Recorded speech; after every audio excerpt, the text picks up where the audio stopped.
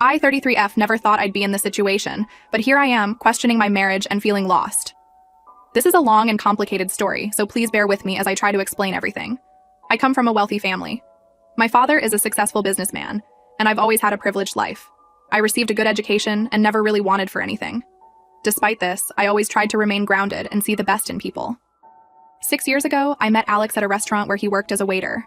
I was instantly drawn to him.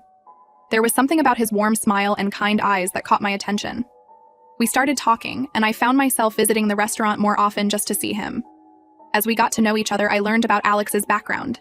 He was an orphan who had faced many challenges in life. He'd worked hard to make something of himself, and I admired his resilience and determination. Despite not having much, he always had a positive outlook on life. Our friendship quickly turned into something more. We started dating, and I fell head over heels in love. Alex was different from anyone I'd ever met. He was kind, hardworking, and genuine. I felt like I could be myself around him, without any pretenses or expectations. After about a year of dating, I knew I wanted to marry Alex. When I told my father about my intentions, he was not pleased. He warned me against rushing into marriage, especially with someone from such a different background. He was concerned that Alex might be after my money or social status. I tried to explain to my father that Alex wasn't like that. I told him about Alex's character, his work ethic, and how he made me feel. But my father remained skeptical. He told me that if I insisted on marrying Alex, I should at least protect myself with a prenuptial agreement. The idea of a prenup felt offensive to me. Alex had practically no assets, and I felt like asking for a prenup would be insulting to him. It felt like I was putting a price tag on our love. I argued with my father about this, but he was adamant. He even went as far as to threaten cutting me out of his will if I didn't agree to the prenup. I was torn. On one hand, I didn't want to upset my father or risk my inheritance. On the other hand, I didn't want to start my marriage on a foundation of mistrust. After much deliberation, I decided to talk to Alex about it. To my surprise, Alex was understanding about the prenup. He said he had nothing to hide, and if it made my father feel more comfortable, he was willing to sign it. We agreed on a temporary prenup that would dissolve after 7 years of marriage. With that settled, we got married after 2 years of dating. It was a beautiful ceremony, though I could tell my father was still not entirely happy about the union. Nevertheless, I was overjoyed to be starting my life with Alex. After the wedding, Alex moved into my apartment. It was a big change for both of us, but we were excited to begin our life together. I helped Alex enroll in a diploma program to further his education. I paid for his tuition and covered all our living expenses since Alex's income from his part-time job wasn't much. The first year of our marriage was blissful. We were happy and in love, enjoying our time together and dreaming about our future. We decided to start trying for a baby. I've always wanted to be a mother, and Alex was excited about the prospect of starting a family. However, things didn't go as planned. Month after month passed, and I wasn't getting pregnant. We tried everything, tracking my ovulation, changing our diets, even trying alternative therapies. Nothing seemed to work. Finally, after almost a year of trying, I got pregnant. We were overjoyed. We started making plans, thinking of names, and imagining our life with a baby. But our happiness was short-lived. In the 4th month of my pregnancy, I miscarried. The loss was devastating. I felt like a failure as a woman and as a wife. Alex tried his best to comfort me, but I could see the disappointment in his eyes too. We decided to see a fertility specialist to understand what was happening. After numerous tests and consultations, we received heartbreaking news. Due to some complications, I would not be able to carry a baby to term. The doctor explained the risks and advised against trying to conceive naturally. I was crushed. I fell into a deep depression, withdrawing from Alex and everyone else. I felt like I had failed him, failed us. Alex tried to be supportive, but I could sense his frustration and disappointment too. For the next few years, we tried to move on with our lives. Alex completed his diploma and started looking for better job opportunities. I continued working at my father's company, trying to lose myself in work to forget about my inability to have children. After 5 years of marriage, Alex brought up the idea of surrogacy. He had been researching alternatives and thought this might be a good option for us. At first, I was hesitant. The idea of another woman carrying our child felt strange to me, but as Alex explained more about the process, I started to warm up to the idea. We visited a fertility clinic and began the surrogacy process. It was a long and complicated journey, involving numerous medical procedures and legal consultations. We also had to find a suitable surrogate. That's when we met Tanya, 28F. She was young, healthy, and had successfully carried a child before. Tanya needed money for her father's medical treatment, which is why she had decided to become a surrogate. We felt an instant connection with her and decided she would be the perfect surrogate for our baby. We used my egg and Alex's sperm for the surrogacy. The process was successful and Tanya became pregnant with our child. I was overjoyed but also nervous. I wanted to make sure everything went perfectly. I asked Tanya to move into our apartment for the duration of the pregnancy. I wanted to be able to monitor her health and make sure she was comfortable. Tanya agreed, and we set up a room for her in our home. At first, everything seemed fine. I treated Tanya like a sister, taking care of her needs and accompanying her to all her doctor's appointments. Alex was supportive too, though he seemed a bit uncomfortable with the new living arrangement. As the pregnancy progressed, I noticed Alex becoming more distant. He started working longer hours and seemed distracted when he was home. When I asked him about it, he said he felt awkward with Tanya in the house. He said it was strange to have a pregnant woman around who wasn't his wife. I tried to understand his perspective and not worry too much about it. I focused on preparing for the baby's arrival, setting up the nursery, and making sure Tanya was comfortable. After 9 months, Tanya gave birth to a beautiful baby girl. It was one of the happiest moments of my life. Holding our daughter for the first time, I felt a love I had never experienced before. Alex seemed happy too, though I noticed he was a bit reserved with the baby at first. I asked Tanya to stay with us for a few more months to help with the baby. She agreed, and we fell into a routine of caring for our newborn daughter. I was exhausted but happy, finally feeling like I had the family I had always dreamed of. But as the weeks passed, I started noticing some strange things. Alex and Tanya seemed to have developed a close bond. They often had inside jokes that I didn't understand, and I sometimes caught them whispering to each other when they thought I wasn't looking. I tried to brush off my suspicions. After all, they had spent a lot of time together during the pregnancy while I was at work. It was natural that they would become friends, right?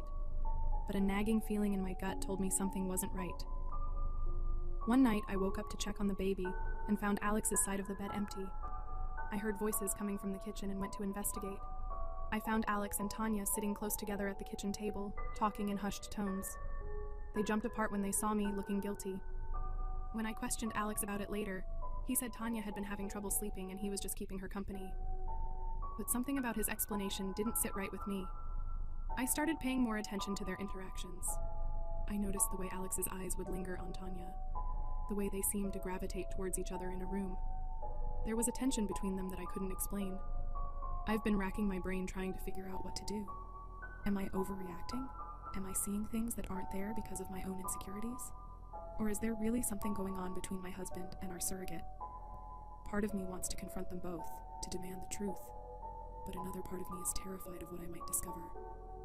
What if my suspicions are true? What would that mean for our marriage, for our daughter? I feel like I'm going crazy. I can't sleep, I can't eat. I'm constantly on edge, watching their every move, trying to catch them in the act. This isn't the person I want to be, but I don't know how to stop these thoughts. I've considered talking to my father about this, but I'm afraid of what he might say. He never fully approved of Alex, and I'm worried he'll use this situation to say I told you so. I'm also worried about what this could mean for our daughter. If Alex and Tanya are indeed having an affair, how will that affect our little girl? She's innocent in all of this, and the thought of her growing up in a broken home breaks my heart. I've thought about hiring a private investigator to get to the bottom of this, but that feels like a betrayal of trust. If I'm wrong, and Alex finds out I've been spying on him, it could irreparably damage our marriage. I've also considered suggesting that Tanya move out, but I'm afraid that if there is something going on, they'll just find ways to meet in secret. At least with Tanya living with us, I can keep an eye on things. I feel like I'm at a crossroads, and I don't know which way to turn. Should I confront Alex and Tanya? Should I try to gather more evidence? Should I just trust my husband and ignore my suspicions? I never thought I'd be in this position. When I married Alex, I thought we'd have our happily ever after. I stood by him when my father disapproved. I supported him through his education. I went through the heartbreak of infertility with him.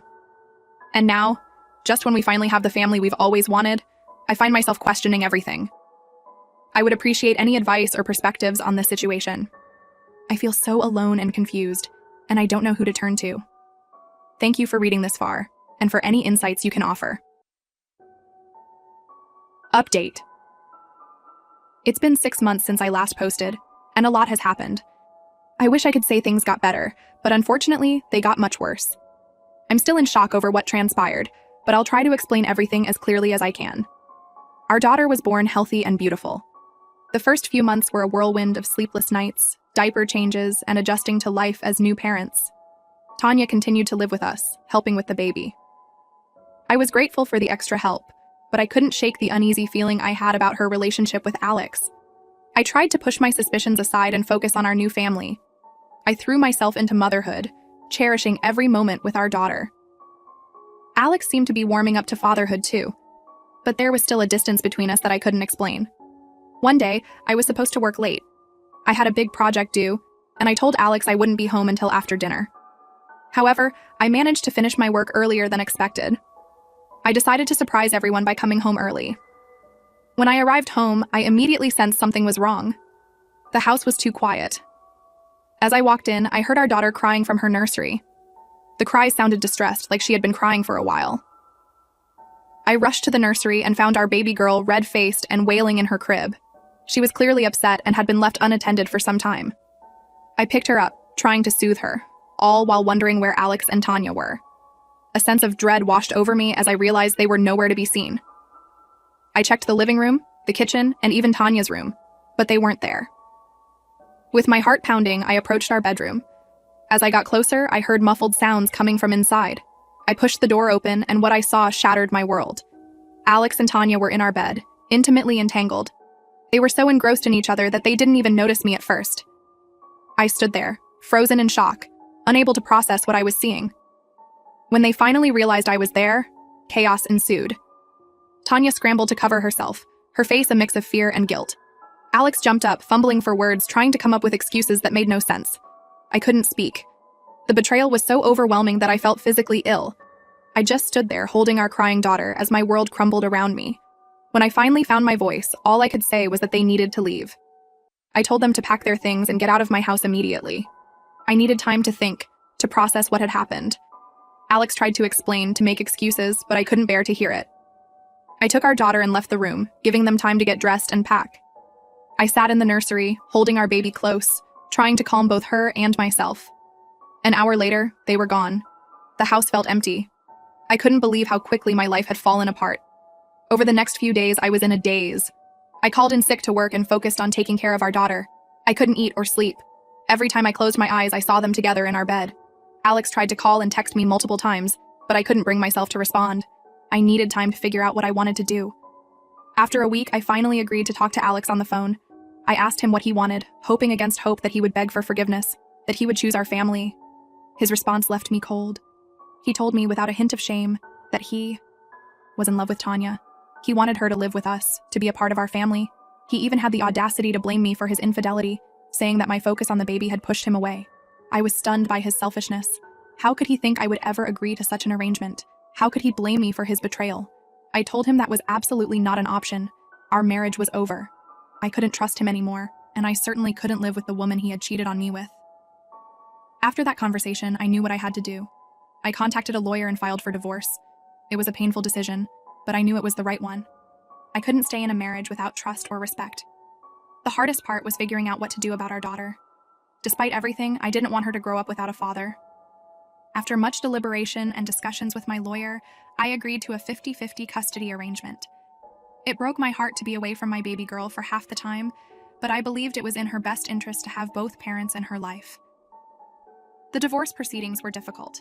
Alex fought me on every point, trying to get more than his fair share of our assets. I was grateful for the prenup we had signed, as it protected most of my assets. Still, it was a long and draining process.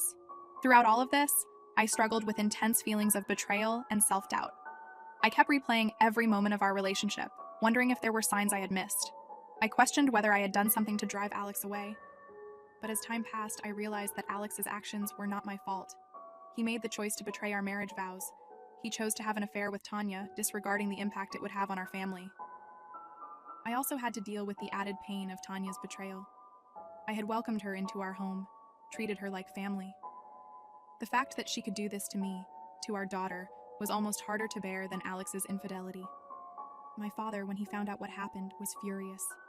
He wanted to cut Alex off completely, to fight for full custody of our daughter. It took a lot of convincing to get him to understand why I had agreed to shared custody.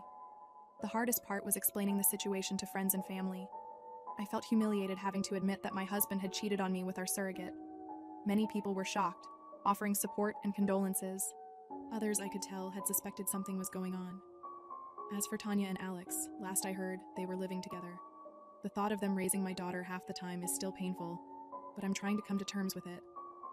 I've made it clear to Alex that Tanya is not to play a motherly role in our daughter's life. She may be present, but she is not to be introduced as anything more than Alex's partner. These past few months have been the hardest of my life. There are days when I can barely get out of bed, when the pain and anger threaten to overwhelm me. But I'm trying to stay strong for my daughter. She needs me to be the best mother I can be. I've started seeing a therapist to help me process everything that's happened. It's been helpful to have someone to talk to, someone who can help me work through my feelings of betrayal and loss. I'm also focusing on rebuilding my life. I've thrown myself into my work, finding solace in my career.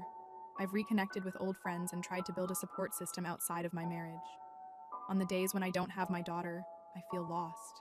The house feels too big, too empty. I'm considering moving to a new place, somewhere without the memories of my life with Alex. As for the future, I'm taking it one day at a time. Right now, my priority is being the best mother I can be to my daughter. I'm not ready to think about dating or finding a new relationship. The thought of trusting someone again seems impossible right now. I know I have a long road ahead of me. Co-parenting with Alex and having to see Tanya during handovers is going to be challenging, but I'm determined to make it work for my daughter's sake. Looking back at my original post, I realize now that my instincts were right. I should have trusted my gut feeling that something was wrong, but I can't dwell on the past. All I can do now is move forward and try to create the best life possible for myself and my daughter. To anyone who might be in a similar situation, trust your instincts. Don't ignore the red flags. And remember, you deserve to be with someone who respects you and your relationship. Thank you to everyone who offered advice on my original post. Your support meant more than you know. I'm still navigating this new reality, but I'm hopeful that brighter days are ahead.